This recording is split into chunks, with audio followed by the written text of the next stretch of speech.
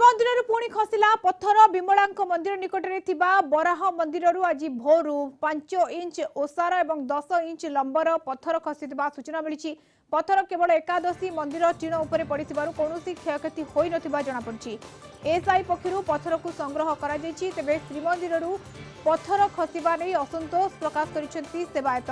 SI पक्षर सठिक भाव में श्रीमंदिर रक्षणाबेक्षण कर अभियोग कर सेवायत।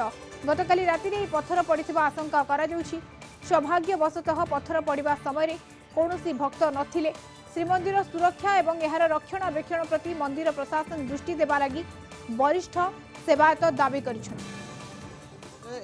अधिकारी दायित्व रही समस्त तदारख कर मंदिर जगमोहन भी मरामती कार्य चलुची चलवा समय एकादशी मंदिर पाखर गोटे पत्थर खसा दुर्भाग्यपूर्ण कथा भगवान दयारू कहार किसी क्षति है आज सका जो पत्थरटा आज सका पत्थरटा जो खसला ये पत्थरटा पड़ाटा गोटे निंदनीय कथा ये बोधे मोर अनुमान ये वाला तदारख ठीक रोनी बोधे ठीक रोता किसी असुविधा हाँ अनुमानिक गोटे सैज हम बेसी बड़ नुह बेसी सान नुह मध्यम धरण पत्थर पड़ी से पत्थर गार्जर बर्तमान रखा